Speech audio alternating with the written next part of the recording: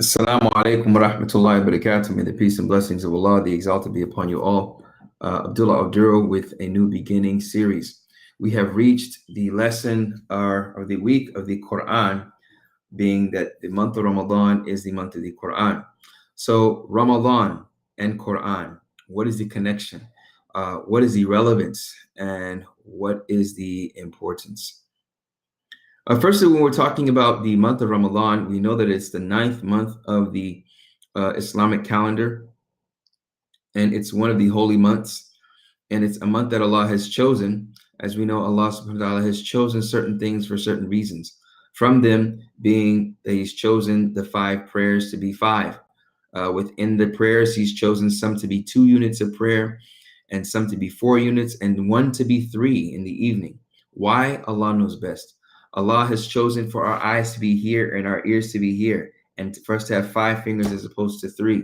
Why? Allah subhanahu wa ta'ala knows best. So using those examples to show that Allah does what He wills and He chooses what He wills, which is more of a reason for us to worship Him because of His magnificent honor and ilm and knowledge and hikmah and wisdom. And wisdom is doing the right thing at the right time, putting the proper thing in its proper place. So we know that Ramadan is a time that Allah has chosen, that is the best time to have chosen a month within the 12 months that He has prescribed. And Allah subhanahu wa ta'ala even confirms in the Quran that the year is 12 months, that 12 months is a time frame. Inna iddata shuhuri inda Allah 12 shahran fi kitabillah. Allah says, verily the months with Allah subhanahu wa ta'ala inda Allah are 12. So the 9th of them being the month of Ramadan, and then 2 months after that will be the month of Hajj, which is called Dhul Hijjah. And that's the month of Hajj, which we will talk about in another seminar, inshallah ta'ala. So this month of Ramadan, Allah mentions it in the Quran by name. And He says, after in chapter number 2, verse number 185, where Allah subhanahu wa ta'ala, the exalted, He says, شهر رمضان الذي أنزل فيه القرآن, that the month of Ramadan, that the Quran was revealed. Now I want to stop here for a second, because many times we think, when we hear the word Ramadan, we think of fasting. We hear the word Ramadan, we think of praying. But definitely fasting. I mean, if the non-Muslim, sees the crescent and the star, they're going to think, oh, Muslims, oh, why the moon? Well, the moon represents the beginning of the month. And by the way, for those of you that don't know, in Islam, the beginning of the day starts at Maghrib prayer. Okay, that's number 1. And number 2, the beginning of the month is marked by the crescent moon. Okay, the middle of the month is when the moon is at its fullest, and they call it Layal al-Badr. Basically, the moon is at its brightest, and it's a full moon in the middle of the Islamic months. Okay, the middle of the Islamic months. So, the reason I'm mentioning that is because the Islamic months does not go off of the Gregorian calendar, being 365 days. Rather, it goes off of the lunar calendar, being roughly 362. Okay, so that means that approximately every year, our days will shift 15 days. Okay, so the month of Ramadan, or every month in the Islamic calendar, the 3 days of Badr, which is prescribed to fast, by the way. The Prophet ﷺ, peace and blessings be upon him, used to fast every 3 days of the month. Now, when looking at the month of Ramadan, it is a month that is prescribed for the Muslim to fast, as Allah subhanahu wa ta'ala makes it very clear. فَمَنْ شَهِدَ مِنْكُمُ الشَّهْرَ فَلْيَصُمْهُ. Whoever notices the month, then they should fast. In another class, we're going to talk about those issues of seeing the month, and maybe you may find some Muslims fasting one day and not another day. No problem. We'll talk about that, God willing. But this lesson, what we want to talk about is the month of Ramadan and its connection to the Quran. Firstly, as I mentioned before, Allah attributes the month of Ramadan to the Quran. He doesn't say fasting. He says, شهر رمضان الذي أنزل فيه القرآن. Because before, the Arabs, they used to fast, and in the nations before, fasting wasn't 30 days, number 1.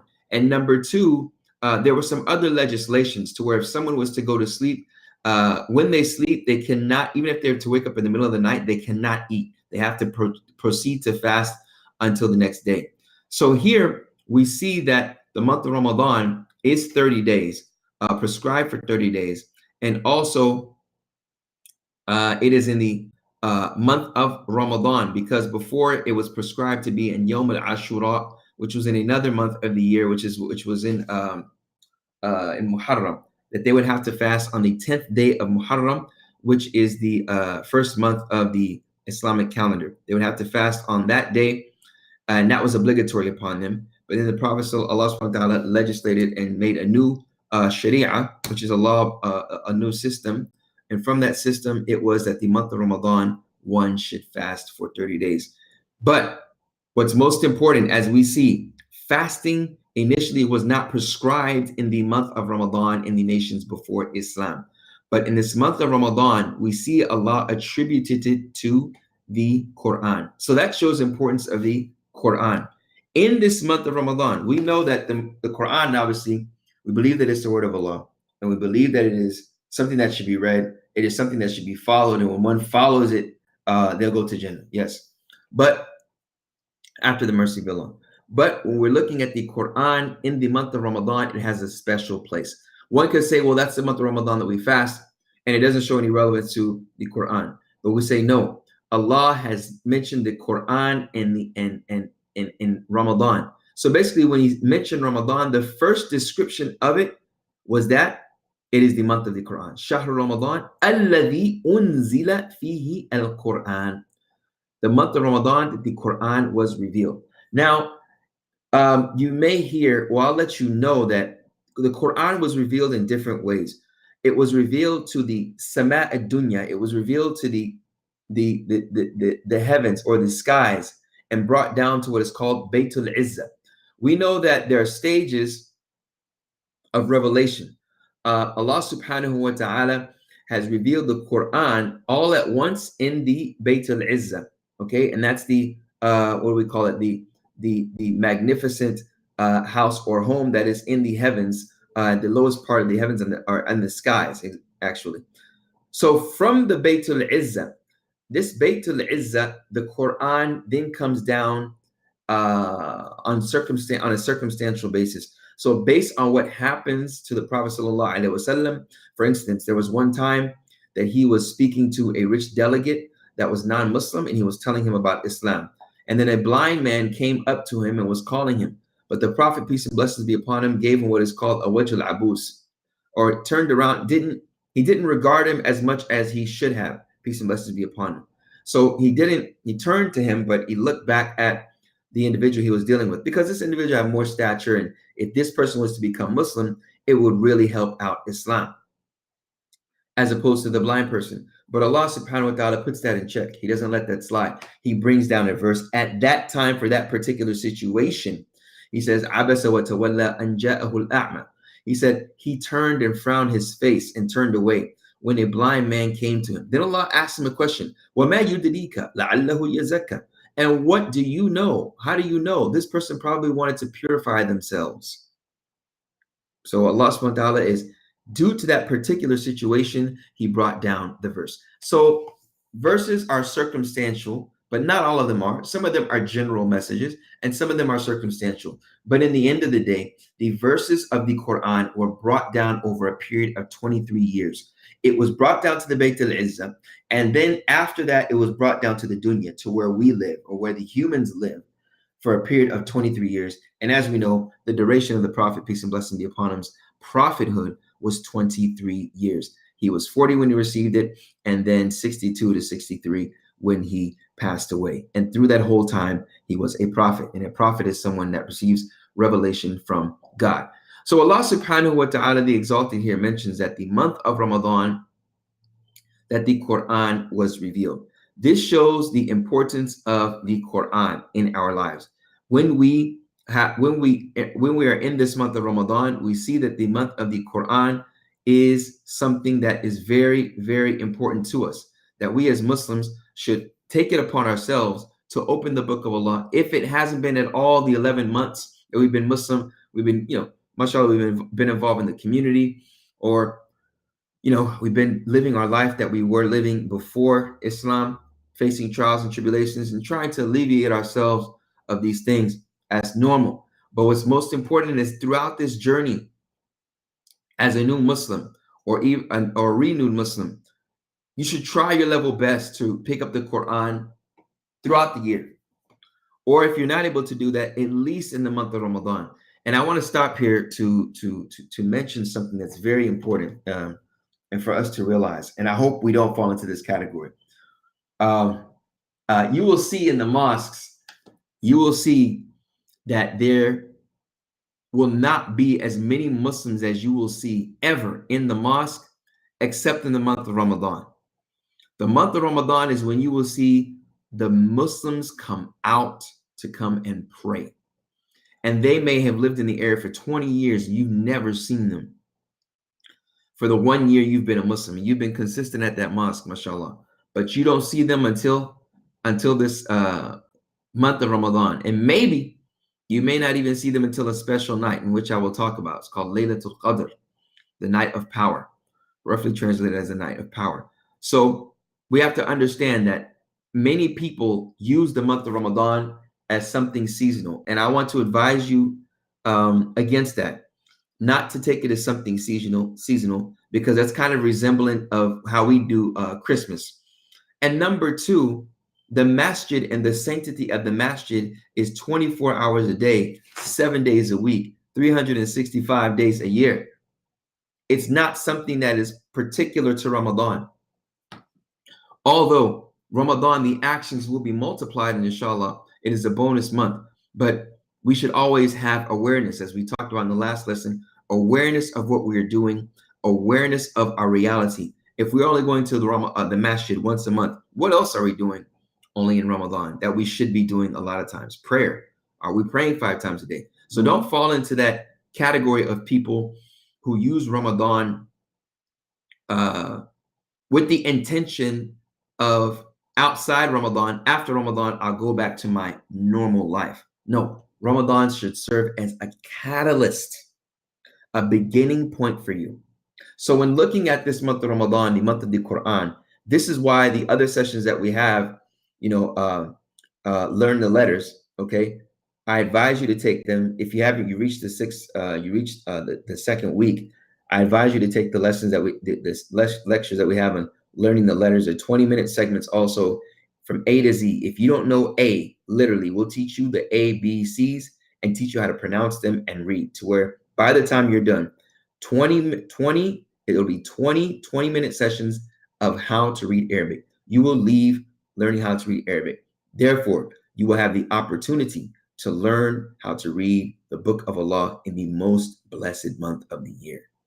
Again, he attributed this book to Ramadan. So that shows the importance of the Quran. Now, the word Quran means there's meanings for it. It comes from, some say it comes from qara'a and qarana. So qara'a means he read or to read. So it means that which is read. When Jibreel came to the Prophet Muhammad, he told him iqra, right? So it sounds like the same thing. Qara'a, right? C-R-A, right? Qara'a. He told him iqra. That's the imperative verb. He told him read. And some would say recite, because he didn't put a book in front of him in the cave of Hira, but he told him to read. And he said, I'm not able to read. So Quran can mean that which is recited or that which is read. It can also come from qaranat, which means to be put together, right? So the chapters and the verses are put together. As we see in the word Bible, it comes from biblios, which means a compilation of books, okay? And the Quran can come from qaranat, for that which is put together. Like we even say, letters are put together. And the word qareen means your friend or someone that comes along with you. So those are two general meanings of the word Quran that scholars have mentioned. But in the end of the day, I think the stronger meaning is Quran, meaning that which is recited, okay? So when we say the Quran, it's recited because Jibril recited it to the Prophet and the Prophet followed him in that. Now, this month of the Ramadan, I highly advise you to take a portion of the Quran and to read it on a daily basis. Know your level. Read it in English, it's fine. Know your level. Know your time management. First, have some kind of time management. If you wake up in the morning and you go to work, if Fajr is at 6 a.m. and alhamdulillah, you're able to have made Fajr, take about 10 minutes after the Salat to read a page or two. Tell yourself, I'm going to read, 5 pages a day. And if you're really reading it, tell yourself, I'm going to read one part, because the Quran is divided into 30 parts. Okay. And it's been categorized that way to make it easier for memorization and easier for reading. Take stories and read the stories of the prophets, right? So you have the story of Joseph, you have the story of Moses. Now, these stories are separated in different places for you to further appreciate the story. And based on the subject matter of that chapter, he may bring the story back up to remind you of a virtue that that prophet has, or a trial that he has went through, thus making him virtuous, and hoping that you will be the likes, of that prophet when it comes to the action. But when looking at this Quran, we see that the Quran is a book that is blessed in and of itself, having intrinsic and extrinsic value with it, meaning that if you recite the Quran, you will receive blessings. As the Prophet, peace and blessings be upon him, said, the one that recites the Quran and is an expert, he will be with the angels, the scribe angels, Safarat and Barara. But the one that reads the Quran and he is struggling, he will receive double the reward. So understanding that reading the Quran in this month of Ramadan can be that and much more than that. As the Prophet, peace and blessing be upon him, said in the tradition, he said that every action for Bani Adam, for the sons of Adam being us, is for himself. Al-hasanatu bi'ashri amthaliha. He said a good deed can be that or 10 times more than that, ila sab'imi'ati dhi'fin, or even 700 times more than that. So understanding that reading the Quran is already blessings in it, but in the month of Ramadan, it can be much more of a blessing.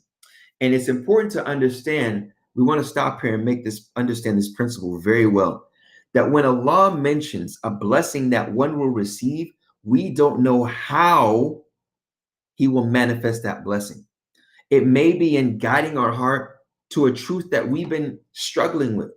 It may be a family member that we're not able to talk to, a friend that we've had a grudge with. And then after coming into Islam, Allah blesses you and makes your heart soft towards that individual, even though you may still feel that you're right, but gives you the strength to approach that person and to deal with them in a manner that's cordial, to where you may change their heart and they may become Muslim even. I've seen this before. So Allah can bless you in different ways, guiding a family member. Allah can bless you to get back into school and you never were able to. Allah can bless you to give you the strength to leave off those old friends that are toxic. Allah can bless you in your health. The blessings of Allah cannot be enumerated. The understanding of how he will bless you cannot be enumerated, and they're not based on your terms. We worship Allah on his terms, not on ours. So when it comes to reading the book of Allah, the Quran, in English or in Arabic, the month of Ramadan is definitely virtuous. Now, within the month of Ramadan, there is a special night. And some of you have probably heard of it. It's called Laylatul Qadr. Layl means night. Qadr means power, or it can mean ability. Okay? But here it means the night of power, which can even mean the ability of Allah subhanahu wa ta'ala in showing his qudra, that his ability, that he's able to do such a thing. So Allah subhanahu wa ta'ala says in the Quran, there's a chapter in the Quran, it's called Qadr, okay? Power. Allah subhanahu wa ta'ala says, after Inna anzalnahu fi laylatil qadr. Verily we revealed it or sent it down in the night of Al-Qadr. And the night of Al-Qadr. وَمَا أَدْرَاكَ مَا لَيْلَةُ الْقَدْرِ. And what will make you know what Laylatul Qadr is? Laylatul Qadri khayrun min alfi shahr. Listen closely. Laylatul Qadri khayrun min alfi shahr. That the night of power, the night of Qadr, is better than 1,000 nights. Oh, excuse me, 1,000 months. خير من ألف شهر. تنزل الملائكة والروح فيها بإذن ربهم من كل أمر. That the angels come down and the ruh, which is Jibreel, فيها, in its night, بإذن ربهم, with the order of their Lord, من كل أمر. سلام هي حتى مطلع الفجر. Peace be upon you and tranquility until the dawn of the next day, the dawn of Fajr. When is this night? This is where it's a big mystery. Some say it's the 27th night. Well, let me start over. This night has been recorded in the hadith, the traditions of the Prophet, peace and blessings be upon him, which further show the validity of hadith. If one doesn't believe in hadith, then they will never know when Laylatul Qadr is. Okay. Allah subhanahu wa ta'ala speaks about Laylatul Qadr in another chapter in the Quran also. So when speaking about this Laylatul Qadr, the Prophet, peace and blessings be upon him, there are numerous hadith. Some of them are not as authentic as others, and some of them are not authentic at all. But they're speaking, one of them mentions that Laylatul Qadr is in the last 10 nights, which is authenticated. Another hadith mentioned that Laylatul Qadr is in the last odd nights. So in those odd nights, فَلْيَتَحَرَّهَا فِي عَشْرِ الْأَوَاخِرِ, the Prophet ﷺ mentions that in these last 10 nights, in the last 10 nights, one should try their level best to do much more worship and actions of ibadah in the last 10 nights. Another hadith mentions that it's in the last odd nights. Some of them mention that one hadith mentions in the 27th night. So you will find that the Muslims that I told you, the Muslims that come in the month of Ramadan only, if you're trying to see your Muslim ummah in your locality, come on the 27th night. You will see the most Muslims in your locality in the masjid on the 27th night of Ramadan more than any other night. Okay, so if Isha prayer is at 10 p.m., then they're going to pray Isha, then they're going to pray the Tarawih, which we're going to talk about, which is the optional prayers where you'll find a lot of Muslims after Isha praying at all the way to like 12 a.m. You got to go work tomorrow, right? The 27th night is where you're going to see most of them. It doesn't matter if it's a weekday or a weeknight. You're going to see the most on the 27th night. And that is what many anticipate as Laylatul Qadr. To be certain of that, Allah knows best. We can't be certain of it because of the other authentic hadith. But you will find them on the 27th. Why is this the case? Because the majority of people are general folk, and they'll take what's been said by their scholars or what's been culturally accepted throughout the years to where Islam and culture has mixed, and distinguishing what is authentic, what is Islamic, firstly, and what may be Islamic but not authentic, or what may be Islamic and not as authentic as something else, therefore taking precedence, or joining between the two texts to where we can have a more balanced answer. So in the end of the day, brothers and sisters, this month of Ramadan, we have to remember, is a month of the Quran. Yes, we fast, but we cannot neglect the importance of the Quran in this month. So take it upon yourselves to get closer to the book of Allah, to get closer to the Quran, because it was sent for you. It was sent for you for a means of guidance in this life. And that's what we're going to talk about in the next lesson, or the one to follow, is the purpose of the Quran. Why was it sent? Why was the Quran sent to you? When this month of Ramadan, learning those purposes, trying your level best through your reading, your guided reading, and having that means of increasing your knowledge, which will further make your actions more sound, make your actions, inshallah, more accepted by Allah with the intention of wanting to please Him. And in this Laylatul Qadr, I advise you not to miss it, to go to your masjid on the last odd night, and if you can, on the last 10 nights, to go to your masjid, to do actions of good, and at night to give charity, to read Quran, to increase in your prayer, because this is the night that is better than 1,000 months. We ask Allah the Exalted to make you strong in this month of Ramadan, to keep you strong and persistent, and to keep your eyes on the prize, to stay focused in this month through reading the Quran and getting close to the Prophet, Allah subhanahu wa ta'ala, through actions of worship. May Allah bless you all. Assalamu alaikum wa rahmatullahi wa barakatuh.